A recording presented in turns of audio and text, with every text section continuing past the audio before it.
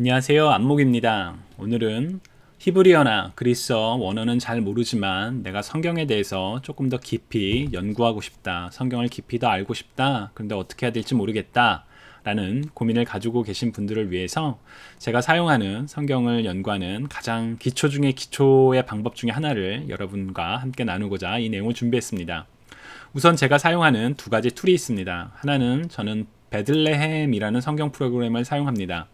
그러니까 이 성경 프로그램은 그 프로그램 자체는 무료고요. 요새는 어떻게 버전이 바뀌었는지 모르겠어요. 근데 다만 이제 아쉬운 점은 성경의 번역본을 구하는 게 약간의 좀 이슈가 있긴 합니다. 근데 이 베들레헴의 장점은 프로그램이 굉장히 가볍고요. 그리고 지금 화면에서 보시는 것처럼 여러 개의 번역을 동시에 띄워놓고 비교해 볼 수가 있습니다. 성경을 개인적으로 읽을 때, 연구할 때 가장 기본 중에 하나는 우리가 할 수 있는 내용 중에 가장 기본적인 것 중에 하나는 번역을 비교해서 읽는 겁니다.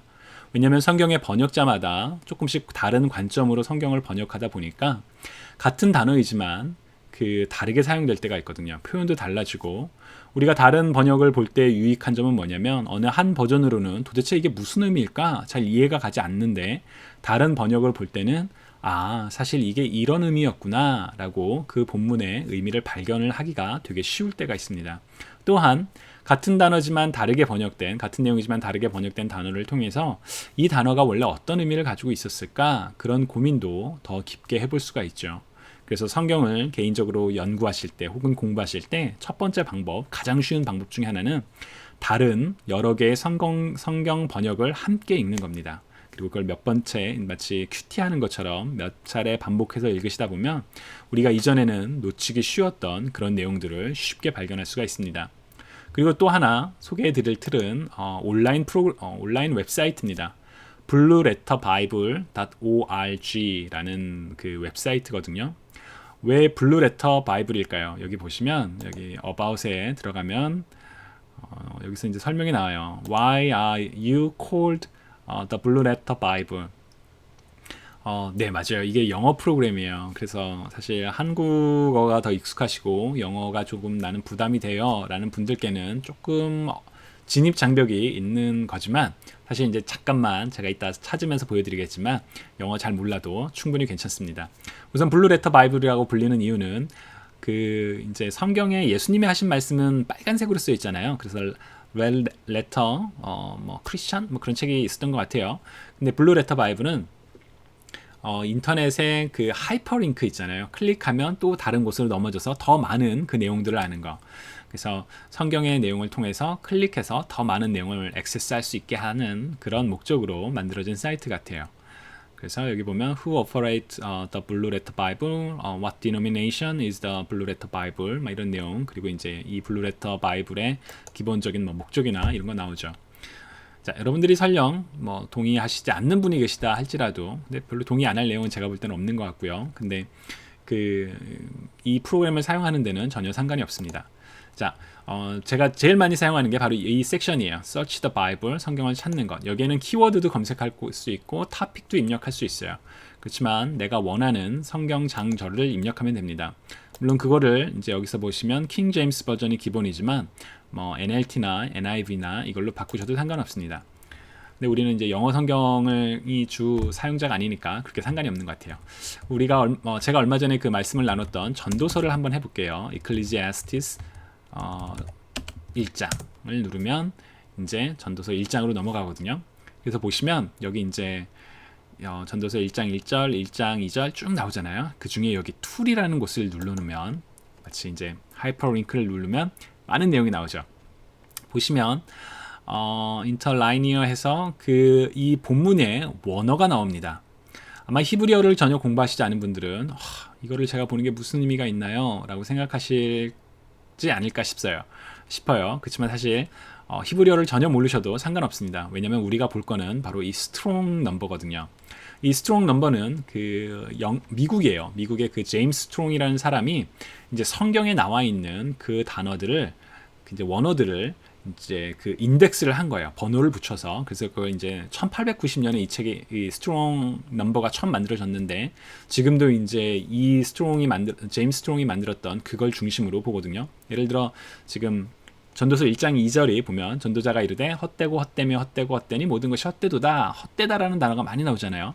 자, 그럼 도대체 이 헛되다라는 히브리어의 원어는 무엇일까? 그럼 여기 보시면 이제 영어로는 vanity라고 그러거든요. 이 vanity의 스트롱 넘버 H1891번을 클릭하면 그 단어의 설명이 이렇게 나옵니다. 사실 신학을 공부하시거나 아니면 이미 목회 현장에 계신 분들은 어코던스 바이블, 뭐 이렇게 뭐 스트롱 바이블, 그 성경의 원어를 찾아볼 수 있는 책이 있죠. 근데 그게 사실 찾아보는 게 우리도 예전에 영어 사전 막 종이로 막 펼치면서 봤잖아요. 근데 이제 전자사전 나와서는 바로 클릭하면서 가죠. 바로 그거예요. 그 직접 딱 볼 수가 있어요. 근데 이 장점이 뭐냐면 이거 어떻게 읽는 단어죠? 발음도 나옵니다. 누르시면 Strong's H 1892. Hevel. hevel. hevel. 이 단어를 읽지 못하셔도 이게 hevel이라고 읽는구나 라고 알 수 있죠. 그리고 더 집중해서 보셔야 될 부분은 여기에요. 킹 제임스 버전 트랜슬레이션 카운트. 무슨 말이냐면 hevel이라는 단어가 킹 제임스 버전에서 어떤 단어로 몇 번 번역되었는지가 나와요. 그래서 hevel이라는 단어가 그 vanity라는 단어로 61번 성경에서 번역이 됐고 main으로 11번, altogether로 한 번 번역됐다라는 그 이렇게 숫자를 확인할 수 있죠. 숫자를 확인하는 게 왜 중요한가요? 왜냐하면 이 단어가 가장 많이 번역된 단어는 이 의미지만 이걸로도 많이 쓰였구나. 그거를 우리가 확인하는 데 도움이 돼요. 또 보시면 Outline of Biblical Usage 뭐냐면 성경에서 이 단어가 어떻게 사용되었는지 그 의미들이 여기서 이렇게 몇 가지가 나옵니다. 그리고 이제 좀 더 내려 보시면 Strong's Definition에서 이 hevel이라는 단어가 emptiness or vanity 이런 단어를 뜻하는 거다. 그렇게 이제 얘기가 나오고요. 그리고 이제 Concordance Result Using King James Version 이건 뭐냐면 성경에 이 vanity란 단어가 언제 사용이 됐냐라는 목록이 쭉 나와요. 아쉬운 건 이제 영어다 보니까 익숙하지 않죠. 그럴 때는 이제 제가 아까 말씀드렸던 그 베들레헴에서 이제 헛되다로 번역하면 헛되다까지만 나오잖아요. 그러면 사실 그렇게 많이 안 나와요. 그렇기 때문에 조사를 빼고 헛되로 검색하면 헛되위, 헛되며 이런 단어가 다 나오죠. 헛되나.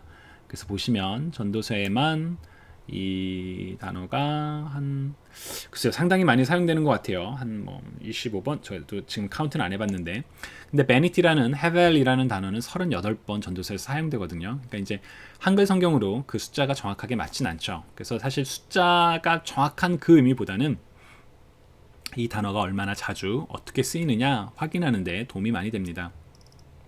그래서 이 Strong's Number, Strong's Accordance 이것만 Concordance만 확인해도 굉장히 우리가 성경의 히브리어나 그리스어를 몰라도 성경의 단어의 사용을 알 수 있는 큰 도움이 되죠.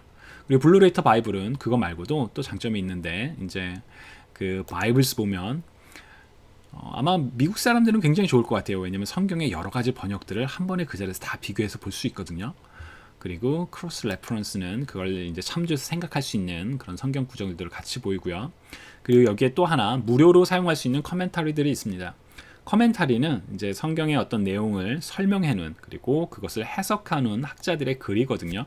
그래서 커멘터리 같은 경우는 권위 있는 커멘터리를 보는 게 좋습니다. 왜냐하면 세상에는 이미 굉장히 많은 커멘터리들이 있으니까요. 이제 비싸거나 아니면 너무 두껍거나 그런 어려움이 있죠. 그래서 이 블루레터 바이블에서 제공하는 이런 무료 이제 무료로 제공되는 커멘터리거든요. 그리고 이제 사람들의 설교 내용도 같이 볼 수 있는데 이 내용을 통해서 내가 성경에서 이런 의미가 사실 더 있었구나라고 확인하는 데 도움이 됩니다. 다만 우리가 성경을 연구할 때는 성경 본문 읽고 컨코던스 혹은 컨코던스가 아니라 커멘터리를 바로 사용하는 것은 좋지가 않아요. 왜냐하면 성경을 개인적으로 묵상하면서 단어의 의미를 생각하고 그 과정이 굉장히 좀 의미가 있고 깊거든요. 그래서 커멘터리는 가급적 나중에 사용하시고요. 신학교에서도 가르칠 때 주석서부터 보지 말라고 그래요. 설교를 준비하는 성경을 연구하는 기본은 워드 스터디다. 단어를 공부하는 거다. 바로 그때 유용하게 히브리어나 그리스어 원어를 몰라도 사용할 수 있는 부분이 바로 이 이제 Strong's Number, Strong's Concordance 이걸 사용할 수 있죠. 그리고 이제 딕셔너리라든가 성경 그거에 관련된 성경의 이제 해석들 그리고 뭐 기타 이미지들 이런 게 나오죠. 그래서 이 블루레터 바이블은 무료면서 어디서나 쉽게 간편하게 사용할 수 있는 굉장히 유용한 프로그램 중에 하나입니다. 아마 신학생이나 이미 목회 현장에 계신 분들은 바이블 웍스나 혹은 맥에서 사용할 수 있는 어코던스라는 프로그램을 아실 거예요. 근데 둘 다 유료고 좀 가격이 많이 비싸죠. 그리고 바이블 웍스는 아쉽게도 2018년에 이제 더 이상 판매를 안 하게 바뀌었고요. 그래서 이 블루레터 바이블 제가 볼 때는 상당히 전문적인 점까지도 이 성경을 공부하는데 같이 사용할 수 있는 그런 프로그램 웹사이트입니다. 여러분 성경 공부하실 때 단어의 연구를 통해서 하나님을 더 깊이 아는 그런 축복을 누리시기 바랍니다. 다음에는 좀 더 다른 내용을 가지고 성경 연구에 도움이 되는 자료로 찾아뵙도록 하겠습니다. 샬롬.